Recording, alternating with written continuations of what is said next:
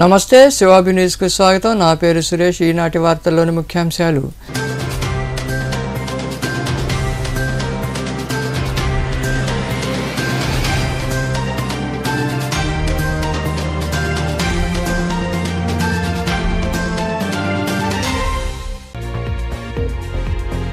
ప్రతిపక్ష పార్టీ చర్యలు సిగ్గుపడేలా ఉన్నాయి. గీతాంజలి మృతికి టీడీపీ నాయకులే కారణమంటూ చిలకలూరుపేటలో విమర్శలు చేసిన మంత్రి విడదల రజని.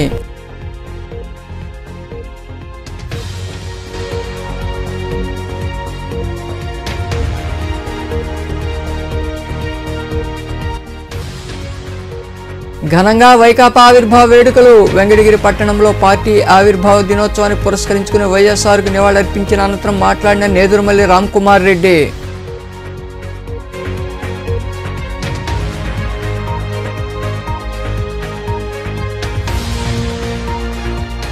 వచ్చే ఎన్నికల్లో ఆత్మకూరు నుండి పోటీ చేస్తా. ఆత్మకూరులో జరిగిన కార్యక్రమంలో పాల్గొన్న అనంతరం మీడియాతో మాట్లాడిన మాజీ మంత్రి ఆనం రామనారాయణ రెడ్డి.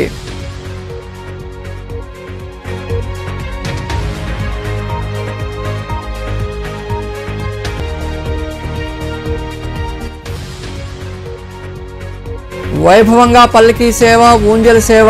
చిలకూరు మండలంలో తూర్పు కనుపూరు గ్రామంలో కొలువై ఉన్న ముత్యాలమ్మకు జరిగిన పూజా కార్యక్రమాల్లో పాల్గొని అమ్మవారిని దర్శించుకున్న భక్తులు. ప్రతిపక్ష పార్టీల చర్యలు సిగ్గుపడేలా ఉన్నాయని మంత్రి విడదల రజని అన్నారు. చిలకలూరుపేటలో ఆమె మాట్లాడుతూ గీతాంజలి ఆత్మహత్యాయత్నం చేసుకున్నా కూడా టీడీపీ ట్రోల్స్ ఆపలేదని తెలిపారు. గీతాంజలి కుటుంబానికి అండగా ఉంటామని, నేరస్తులకు శిక్ష పడేలా చర్యలు తీసుకుంటామని మంత్రి రజని వివరించారు.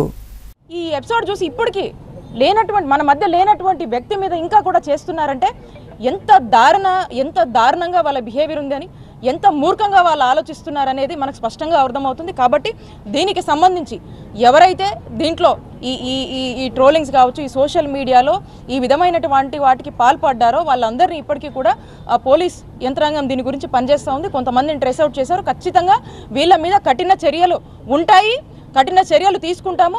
ముందు కూడా ఇట్లాంటి వాటికి ఎవరైనా డేర్ చేస్తే మాత్రం ఖచ్చితంగా వాళ్ళందరికీ కూడా వార్నింగ్ ఇస్తూ ఉన్నాము. ఇలాంటివి కనుక ఎవరైనా రిపీట్ చేస్తే ఖచ్చితంగా ఇక మీ కౌంట్ డౌన్ మొదలైనట్టే.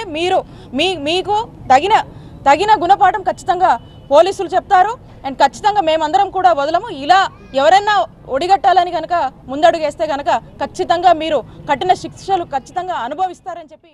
గీతాంజలిని ట్రోలింగ్ చేసి రాబందుల్లాగా ప్రవర్తించి 2 ఆడపిల్లల తల్లిని దారుణంగా హత్య చేశారని వైకాపా మహిళా విభాగం రాష్ట్ర అధ్యక్షురాలు మరియు ఎమ్మెల్సీ పోతుల సునీత ఆరోపించారు. అమరావతి ప్రాంతంలో ఏర్పాటు చేసిన సమావేశంలో ఆమె టీడీపీ నాయకులపై విమర్శలు చేశారు. చిన్న పిల్లల భవిష్యత్తుకు సాయం అందించినందుకు జగనన్నకు ధన్యవాదాలు తెలుపుకుంటున్నామని ఆమె వివరించారు. ఎంత దారుణంగా ఈ అమ్మాయిని రోజు మరి చంపడం జరిగింది. సోషల్ మీడియాలోన సజ్జ అజయ్ అనే తెలుగుదేశం పార్టీకి చెందిన మరి యూత్ ప్రెసిడెంట్ అంటే ఈ అబ్బాయి మరి ఒక యువకుడు, మరి నీకు చెల్లి లేదా తమ్ముడు, నీకు అక్క లేదా, నీకు అమ్మ లేదా, ఒక 2 చిన్నారులున్నటువంటి తల్లిని, అత్త మామ తల్లి ఉన్నటువంటి ఒక ఇల్లాలని ఇంత దారుణంగా సోషల్ మీడియా ట్రోల్ చేసి, ఇంత దారుణంగా ఒడిగట్టి సమాజం అనేది కూడా మర్చిపోయి మృగాల్లాగా ప్రవర్తించి, రాబందుల్లాగా ప్రవర్తించి ఆ అమ్మాయిని హత్య చేశారే, ఎంత దుర్మార్గం ఇది. యావత్ ఆంధ్ర రాష్ట్ర ప్రజలందరూ కూడా ఈ విషయం పట్ల గమనించాలి. ఈ కుటుంబానికి అండగా నిలబడాలని చెప్పి కూడా రాష్ట్ర ప్రజలు నేను కోరుతున్నాను. అలాగే మన గౌరవ ముఖ్యమంత్రి జగన్మోహన్ రెడ్డి గారు కూడా ఈరోజు ఒక దిగ్భ్రాంతికి గురై, ఎందుకంటే ఆయన ప్రభుత్వంలో మహిళలే మహారాణులు అని చెప్పి మహిళలకు అగ్ర తాంబూలాన్ని ఇచ్చి మహిళల్ని టాప్ లెవెల్లో నిలబెడుతూ దేశానికే మహిళా సాధికారతలో మరి రోల్ మోడల్గా నిలబడినటువంటి ముఖ్యమంత్రి జగనన్న ఈరోజు ఎంతో బాధపడుతూ గీతాంజలి చనిపోవడం అన్నది అసలు ఈరోజు తను చాలా దిగ్భ్రాంతికి గురై ఈరోజు ఆ కుటుంబానికి 20 లక్షల రూపాయలు ఎక్స్గ్రేసియా కూడా ప్రకటించడం జరిగింది. ధన్యవాదాలు తెలుపుతున్న గౌరవ ముఖ్యమంత్రి జగన్మోహన్ రెడ్డి గారికి. పోయిన ప్రాణాలు రావు కానీ ఆ కుటుంబానికి నీ మంచి మనసుతో ఇంత పెద్ద సహాయం చేస్తున్నందుకు ఒక బీసీ మహిళగా, ఒక రాష్ట్ర వైఎస్ఆర్సీపీ మహిళగా ఆ చిన్నారులు 2 చిన్నారులు ఉన్నారు. ఆ చిన్నారులు కూడా చదువుకి కావాల్సిన బాధ్యత కూడా జగనన్నే తీసుకుంటానని చెప్పి కూడా చెప్పడం జరిగింది. మరి ఈ తెనాలికి చెందినటువంటి గీతా విషయంలో ఎవరైతే దుర్మార్గంగా ప్రవర్తించారో, రాబందుల్లాగా, దుష్టుల్లాగా, వాళ్ళని ఖచ్చితంగా చట్టపరంగా వాళ్ళని పరిగణలోకి తీసుకొని, అదుపులోకి తీసుకొని వాళ్ళని శిక్షించాలని చెప్పి కూడా జగనన్న మరి ప్రభుత్వానికి కూడా తెలియజేయడం జరిగింది చట్టానికి. కాబట్టి చట్టం ఎవరికి చుట్టం కాదు, ఖచ్చితంగా చట్టం పని చట్టం చేసుకుంటూ పోతుంది. ఆత్మకూరు నియోజకవర్గం నుండి తానే పోటీ చేస్తున్నట్లు వెంకటగిరి ఎమ్మెల్యే మరియు మాజీ మంత్రి ఆనం రామనారాయణ రెడ్డి స్పష్టత ఇచ్చారు. ఆత్మకూరు పట్టణంలో ఓ ప్రైవేటు కార్యక్రమానికి హాజరైన ఆయన మీడియాతో మాట్లాడారు.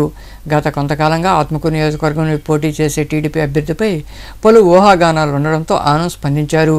టీడీపీ జాతీయ అధ్యక్షులు నారా చంద్రబాబు ఢిల్లీలో బిజీగా ఉన్నా కూడా తనకు ఫోన్ చేసి ఆత్మకూరు నియోజకవర్గం నుండి అభ్యర్థిగా తన్నే ఖరారు చేసినట్టు తెలిపారని మాజీ మంత్రి ఆనం రామనారాయణ రెడ్డి వివరించారు. మీడియా ద్వారా తెలియజేసేది ఏమంటే, జాతీయ పార్టీ అధ్యక్షుడిగా ఉన్నటువంటి చంద్రబాబు నాయుడు గారు ఇచ్చిన ఆదేశాల మేరకు నేను ఇక్కడ పోటీలోకి రావడం జరుగుతుంది. తప్పనిసరిగా ఈ ఎన్నికల్లో త్వరలోనే తెలుగుదేశం పార్టీ ఎన్నికల ప్రచారాన్ని ప్రారంభిస్తుంది.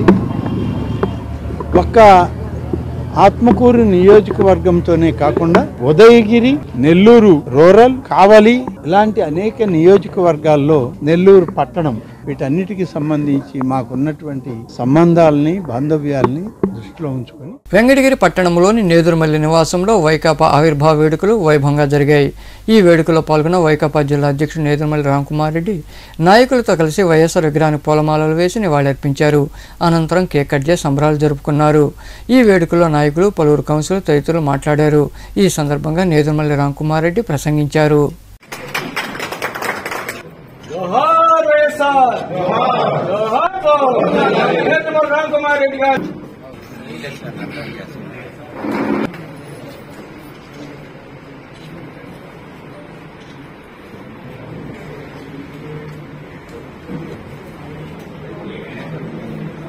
పదమూడు సంవత్సరాల్లోనే చరిత్ర సృష్టించారు.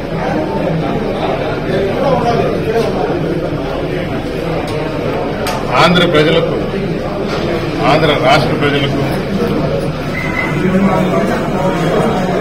ఆంధ్ర రాష్ట్రానికి కొత్త ఒరవడిని సృష్టించారు. తలపండిన రాజకీయ నాయకులు కూడా చక్కని ఆలోచనలు, సంక్షేమ పథకాలు, వాలంటీర్ వ్యవస్థ, సచివాలయ వ్యవస్థ, కనీ విని ఎరిగిన రీతిలో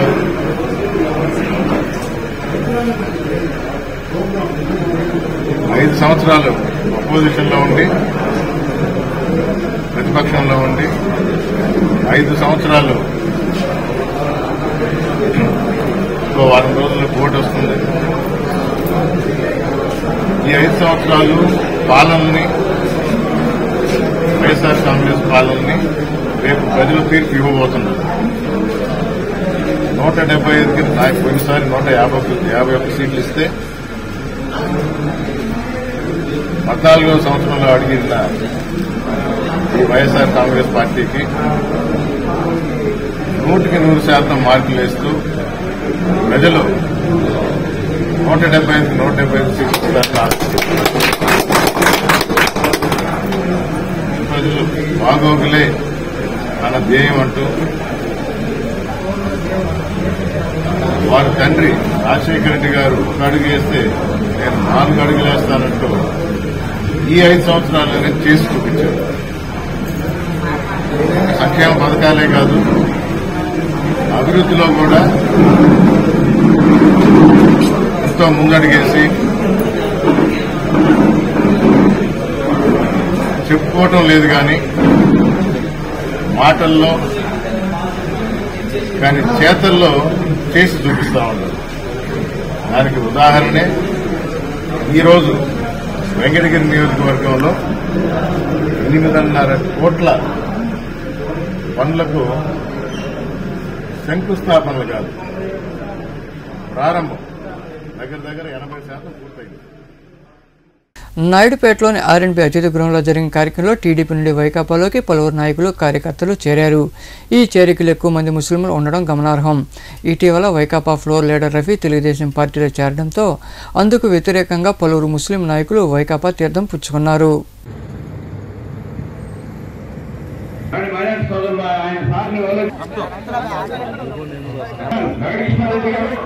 కూర్చున్న పెద్దలందరికీ నమాజ్ చదవడానికి వీలుగా ఉంటుంది. అయిపోయిందని చెప్పడం.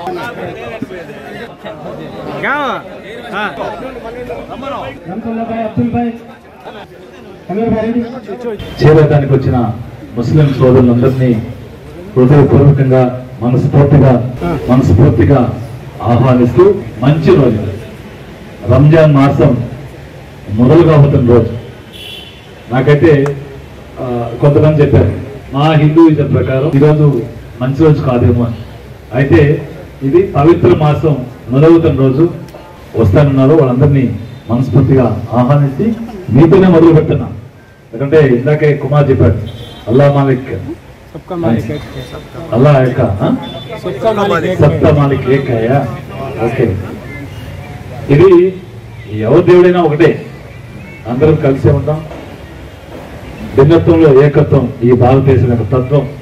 ఎవరు ఎన్ని చెప్పినా కూడా ఇక్కడ అందులో సూళ్ళూరుపేట నియోజకవర్గంలో ఇక్కడ ఎక్కడ తేడా లేదు. ముస్లిమ్స్, హిందూస్, క్రిస్టియన్స్ అని తేడా లేదు. టీటీడీ శ్రీవాణి ట్రస్ట్ ద్వారా ఆలయాల అభివృద్ధి చేయడం సంతోషకరమని ఆత్మకూరు ఎమ్మెల్యే మేకపాటి విక్రమరెడ్డి తెలిపారు. ఆత్మకూరులో ఆయన మీడియాతో మాట్లాడుతూ నియోజకవర్గంలో తిరుమల తిరుపతి దేవస్థానం ఆధ్వర్యంలో శ్రీవాణి ట్రస్ట్ ద్వారా గ్రామీణ ప్రాంతాల్లోని దేవాలయాల నిర్మాణాలకు అధికారులకు నిధులు కేటాయించి తెలిపారు. 90 పంచాయతీల్లో ఆలయాలు నిర్మించేందుకు ప్రతిపాదనలు పంపగా వాటిలో 81 దేవాలయాలకు నిర్మాణాలకు అనుమతులు వచ్చాయని ఆయన వివరించారు. శ్రీవాణి ట్రస్ట్ ద్వారా అంటే మన టీటీడీ దేవాలయం ముఖ్యంగా ఒక ట్రస్ట్, దాని కింద ఒక ట్రస్ట్ ఏముందో శ్రీవాణి ట్రస్ట్ అనేది.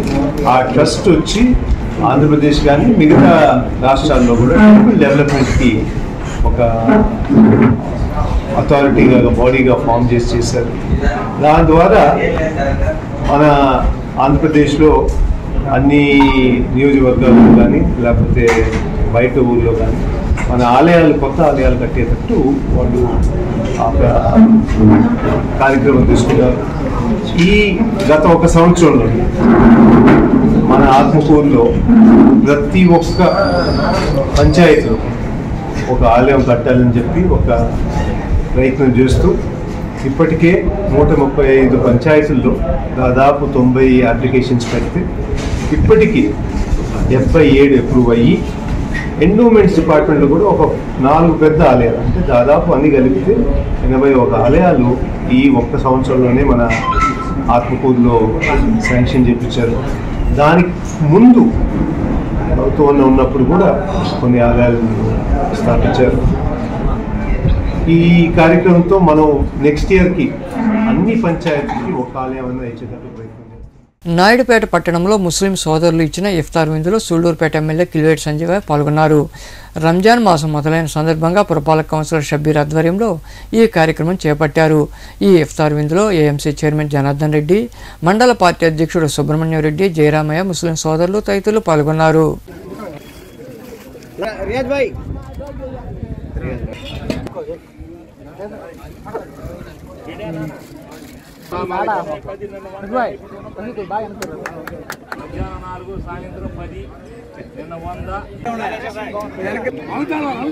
మొదలు పెట్టక ముందే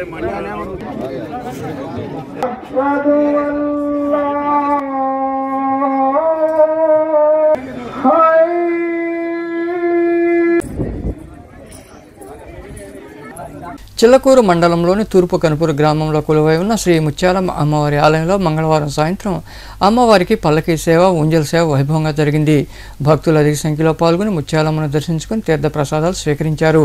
ఉభయదాతలుగా ఇనుగుంట శోభన్, శిరీష దంపతులు వ్యవహరించారు.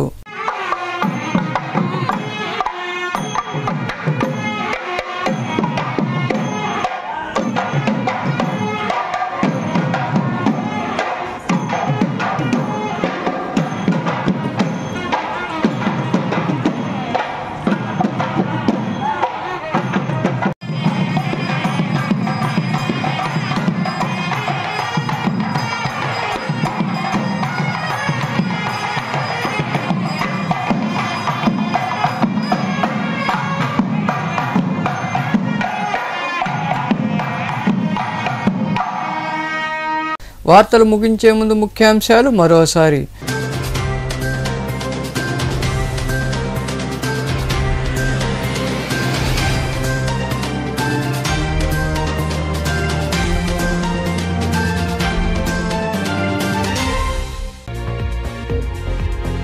ప్రతిపక్ష పార్టీ చర్యలు సిగ్గుపడేలా ఉన్నాయి. గీతాంజలి మృతికి టీడీపీ నాయకులే కారణమంటూ చిలకలూరుపేటలో విమర్శలు చేసిన మంత్రి విడదల రజని.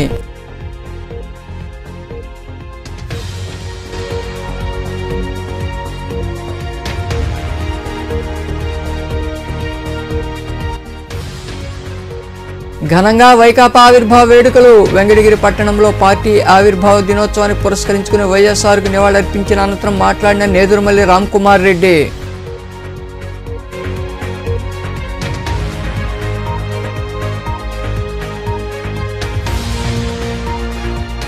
వచ్చే ఎన్నికల్లో ఆత్మకూరు నుండి పోటీ చేస్తా. ఆత్మకూరులో జరిగిన కార్యక్రమంలో పాల్గొన్న అనంతరం మీడియాతో మాట్లాడిన మాజీ మంత్రి ఆనం రామనారాయణ రెడ్డి.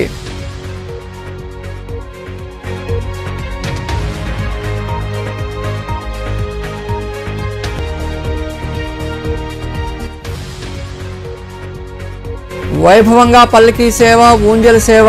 చిలకూరు మండలంలో తూర్పు కనుపూరు గ్రామంలో కొలువై ఉన్న ముత్యాలమ్మకు జరిగిన పూజా కార్యక్రమాల్లో పాల్గొని అమ్మవారిని దర్శించుకున్న భక్తులు. ఈ వార్తలు ఇంతటితో సమాప్తం. తిరిగి ప్రసారమయ్యే సేవాభినిసులో మళ్ళీ కలుద్దాం. అంతవరకు సెలవు. నమస్తే.